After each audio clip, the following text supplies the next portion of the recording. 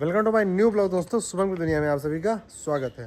तो दोस्तों, गाय में गर्मी आते ही काफ़ी सारी बीमारियां आने लगती हैं और एचएफ गाय में खासकर, जिसका इम्यूनिटी पावर कमज़ोर होता है, जो बीमारियों के लिए ही जानी जाती है। मतलब कि अब जानी क्या जाती है कि ये कह सकते हैं हम कि एचएफ गाय में ज़्यादातर बीमारियाँ आती हैं और गायों के मुकाबले, देसी गाय के मुकाबले एचएफ गाय में बहुत बीमारियाँ आती हैं। तो उनका हमें थोड़ा ज़्यादा ध्यान रखना पड़ता है।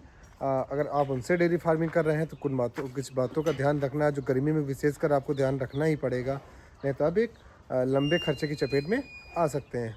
तो रखना तो सभी को पड़ता है डेयरी फार्म में, लेकिन एचएफ में कुछ ज़्यादा रखना पड़ता है। तो मैं आपको बताऊंगा कि गर्मी में किन बातों का ध्यान रखें और अपने डेयरी फार्म को एक मोटे खर्चे होने से बचाएं। डॉक्टर की फीस ना देनी पड़े, कुछ ऐसी बातें मैं बताऊंगा कि आप अगर वो बातें फॉलो करेंगे तो आपके लिए बेस्ट रहेगा और आप अच्छा अपना डेयरी फार्म रोटेट कर पाएंगे। देखो, सबसे पहले बात कर ले तो गायों को गर्मी आते ही, जैसे ही गर्मी अब मान लो चालू है, इतने समय की गर्मी अभी उतनी नहीं हो रही, लेकिन गर्मी है, तो हमें क्या करना है, कम से कम 2 बार तो गाय को अपने नहलाना है। और नहलाते वक्त किन बातों का ध्यान रखना है कि आप जब गाय को नहला रहे हैं तो पर डे का क्या नियम है आपका। ये गाय का जैसे खुरे देख रहे हो ना, ये देखो कितने साफ़ है ना, वो भी देख लो और ये भी देख लो। तो इन खुरों में गोबर अंदर ना फंसे। आपको रोज़ प्रेशर से इनके खुरों के बीच में प्रेशर मारना है और जो गोबर फंसता है उसको निकाल देना है।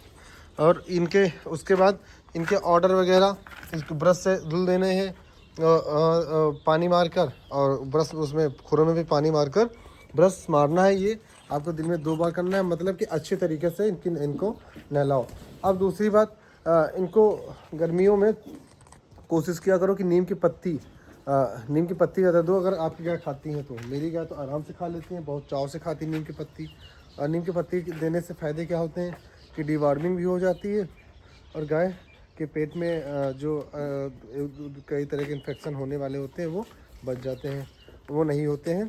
तो मतलब गाय की नीम की पत्ती अच्छी होती है, गर्मी में खिलाया करो, ठंड में खिलाया करो, लेकिन गर्मी आते हमें ज़रूर ही खिलानी है। अगर आपकी गाय खाती है तो बेस्ट चीज़ होती है। उसके बाद हमें क्या करना है, जैसे गर्मी आते ही उनको गर्मी तो कुछ ज़्यादा ही लगती है। आप अपनी गाय, अगर आपके पास एचएफ गाय हो तो आप उनके ऐसे रख के देखना है ऐसे, तो उनके आपके हाथ में पसीना सा लग जाएगा, मतलब कि इनको गर्मी बहुत लगती है और उनका जो पसीना निकलने लगता है अभी से ही निकलने लगेगा।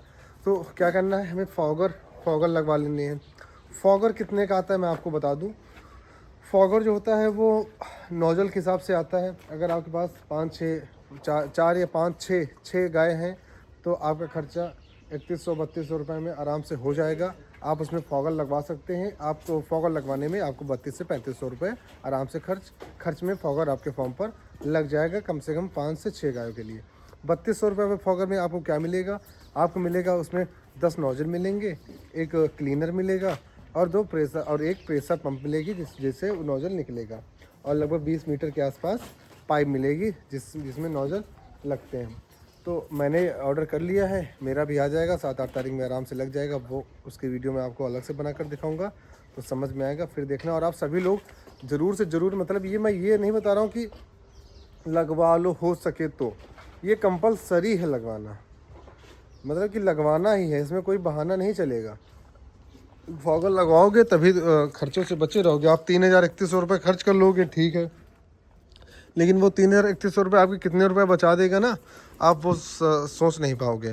अगर सोचो कि लाओ 3000-3100 रुपये बचाकर हम कुछ बहुत बड़ा हासिल कर लेंगे, तो कुछ नहीं करोगे भैया। जैसी बीमारियां आएंगी, जहाँ गर्मियों इनको हीट स्ट्रोक हुआ नहीं, तहाँ सारा पैसा इसी में निपट जाएगा, दूध भी नहीं देंगे। तो क्या करना है, हमें फॉगर ज़रूर से ज़रूर लगवाना है।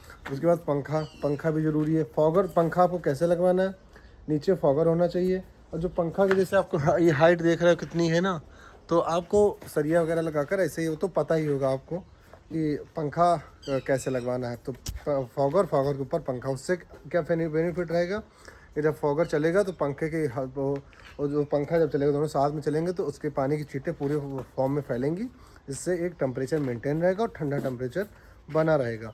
तो ये बातें ध्यान रखना है, ये दोनों काम गर्मी में बहुत ज़रूरी है। और जो नहलाने का, ये तीनों काम गर्मी में आपको ज़रूर से ज़रूर करने हैं। और एक चीज़ और आपको मैं बता दूं कि गर्मी में हो सके तो इनके जो नीचे मैट के नीचे की साफ़ सफाई का वीडियो जो मैंने आप देख चुके हैं। साफ़ सफाई मैट के नीचे भी बहुत सारी करनी है। क्यों करनी है? क्योंकि गर्मी में इनकी जो ये टॉयलेट करती हैं गाय, ये उस मैट के नीचे भर जाती है। अभी मैं आपको दिखा दूँ तो अभी तो मैं तो आज धुला हूँ, मैंने इसके अंदर नहीं है क्योंकि मैं सारी धुल चुका हूँ, लेकिन तब भी पर हल्की फुल्की है। मैं क्या करता हूँ, मैं अब मेरा डेली का नियम हो चुका है कि मैं मैट के नीचे और मैट के ऊपर सारी सफाई गर्मी में करने लगा हूँ। तो आपको सफाई तो करनी ही है, मैट पलट कर मैट के नीचे सफाई करनी है, जिससे इनकी टॉयलेट वगैरह जमा ना हो पाए और बदबू ना आए। बदबू नहीं आएगी तो इन्फेक्शन नहीं फैलेगा और गाय स्वस्थ रहेंगी। टॉयलेट से बहुत बदबू आती है जब 1-2-3 दिन का हो जाता है, फर्श काला पड़ जाता है। आपने मेरी वीडियो में देखा होगा, मैंने ऐसा एक ब्लॉग बनाकर डाला था। तो आप लोग सफाई के साथ साथ मैट की नीचे की सफाई भी करें। गाय को कम से कम 2 बार नहलाएं, जो मैं बता चुका हूँ। देखो ये सब आप करोगे, थोड़ी मेहनत गर्मी में बढ़ जाती है। गर्मी में कभी कभी एक हफ्ते में 1-2 दिन तो इतने ऐसे हो जाएंगे कि आपको पूरा दिन काम करना ही पड़ेगा, मतलब कि पूरा दिन आप उसी में लगा दोगे काम करने में। तो ठंडी की अपेक्षा गर्मी में गायों को ज़्यादा दिक्कत होती है, जिसका ध्यान आपको कुछ ज़्यादा ही रखना पड़ेगा और ज़्यादा कंसंट्रेट करना पड़ेगा अपने डेयरी फार्म पर, नहीं तो आप नुकसान में जा सकते हैं। अब ये चीज़ें, ये तो जो मैंने बताई गर्मी से बचने के लिए। गर्मी में बीमारी जो सबसे ज़्यादा प्रचलित होती है वो होती है हीट स्ट्रोक। हीट स्ट्रोक बीमारी कब होती है? जब गाय बच्चा देती है तो गाय के बॉडी में कुछ ज़्यादा गर्मी होती है और एक जो टेम्परेचर हमारा रहता है गर्मी का, वो दोनों गाय झेल नहीं पाती, जिसकी वजह से हीट स्ट्रोक होता है। हीट स्ट्रोक में भी दूध वगैरह काफ़ी कम हो जाता है गाय का, गाय दुबली हो जाती है और कमज़ोर होने लगती है। तो हमें हीट स्ट्रोक से बचने के लिए ये सुविधाएं करनी है। गाय को 2 बार तो नहलाना ही नहलाना है। गाय को खुला रखना है, खुला रखने से आप वो टहलेंगी तो उनको गर्मी थोड़ा कम लगेगी। एक जगह बैठी रहेंगी तो गर्मी ज़्यादा लगेगी। मक्खी और मच्छर से बचाने की कोशिश पूरी करनी है। देखो जब आप फॉगल लगवा लोगे तो स्वाभाविक सी बात है कि हो सकता है मक्खी और वो मच्छर गाय के पास नहीं आएंगे, क्योंकि टेम्परेचर ठंडा हो जाता है। तो अगर मच्छर वगैरह काटते हैं गाय को तो वो भी सही से खाना पचा नहीं पाती है, अपना कंसंट्रेट नहीं कर पाती खाना खाने पे। अब ये देखो इन सबकी पूंछ चलती ही रहती है, किस लिए? क्योंकि मक्खी इनको लग रही हैं। अब मेरे जब पंखा फॉगल लग जाएगा तभी मक्खी से निजात पा पाएंगी। अभी इनको दिक्कत होती है। फिलहाल मैंने 2 बार तो नहला चुका हूँ इनको। अभी मैंने इनको सुबह नहलाया था वही 10 बजे के समथिंग पे इनको नहलाया मैंने, 2:30-3 बजे, और उसके बाद नहलाकर चारा किया और ये आराम से अब खा रही हैं। लेकिन मक्खी क्या ऐसी चीज़ है कि इनको बहुत दिक्कतें होती हैं मक्खियों से। अच्छा, मक्खी के लिए कोई देसी उपाय बताओ जिससे मक्खी आए ही ना, बैठे ही ना फार्म पे। कोई ऐसा नुस्खा हो जो आप लोग जानते हो, जो हम सभी डेयरी फार्मर के लिए कारगर साबित हो, तो आप लोग कमेंट में ज़रूर बताएं कि क्या ऐसी क्या चीज़ कर दे कि मक्खी आए ही ना और गाय का नुकसान भी ना हो उससे। तो कमेंट करके हमें ज़रूर बताएं ऐसी हम क्या चीज़ करें फार्म पर। चलो ये चीज़ें तो मैं हो गई। और एक चीज़ और मैं आपसे कह रहा हूँ कि ब्लॉग को आप लोग पूरा देखा करो। आधा ब्लॉग देखते हैं लोग और फिर उसमें पूछने लगते हैं कि आपने ये नहीं बताया, वो नहीं बताया। मैं बताता सब हूँ, जिस टॉपिक पे बात लेकर करता हूँ। तो पूरा ब्लॉग देखा करो, ज़्यादा समझ में आपके आएगा। अभी ये बातें तो देखो हो गई, गाय कैसे गर्मी से अपनी गाय को हमें ये तो हो गई इनसे बचाने के बाद। अब देखो इनकी आपको डाइट में भी बदलाव करना है और डाइट की टाइमिंग में भी बदलाव करना है। गर्मी आते ही क्या करना है आपको? देखो गाय चारा खाती हैं थोड़ा सा कम भैंसों की अपेक्षा, तो आपको क्या करना है, आपको उनको वैसा चारा देना है कि वो जितना खाएं उनके लिए हेल्दी हो और शरीर में ज़्यादा लगे और वो ज़्यादा मतलब कि अच्छा रहे उनके लिए। तो आपको चारा कैसे उनको देना है, कोशिश करो कि अगर आप उनको दोपहर में दे रहे हो चारा या फिर सुबह 6-7 बजे दे रहे हो तो इसको बंद करना पड़ेगा आपको गर्मी में उन्हें सुबह 4:30-5 बजे चारा करना पड़ेगा, जैसा मैं करता हूँ। और शाम को थोड़ा लेट में, जब हल्का सा मौसम ठंडा हो जाए तब चारा करो। अगर ये बदलाव करोगे तो बढ़िया रहेगा। और साथ में क्या करना है आपको, पानी इनके पास हमेशा भर के रखना ही है, जैसे मैंने भर के रखा हुआ है और ये हमेशा रखा रहता है। तो आपको गर्मी में कोशिश करना है कि सभी लोग पानी इनके पास ही रहे। किसी का हाईटेक डेयरी फार्म है तो वो तो अच्छी बात ही है। अगर अब मेरे सभी नॉर्मल डेयरी फार्म है तो आपको पानी उनके पास भर के रखना पड़ेगा। और उसके बाद आपको एक चीज़ ये कि गाय की दूरी, काफ़ी लोग क्या करते हैं कि गायों को ज़्यादा पास बांध देते हैं, जिससे उनके हीट बॉडी से निकलता है और गायों को ज़्यादा गर्मी लगती है। तो गर्मी में हमें क्या ध्यान रखना है कि गायों को कोशिश करो, अगर आपके पास जगह है तो थोड़ा दूर बांधो, दूर दूर अगर बंधेंगे तो थोड़ा फ़ायदा रहे। जैसे हम ही लोग जैसे 4 लोग एक जगह घुस के बैठ जाते हैं तो गर्मी ज़्यादा होती है, तो वैसे सेम गायों में होता है।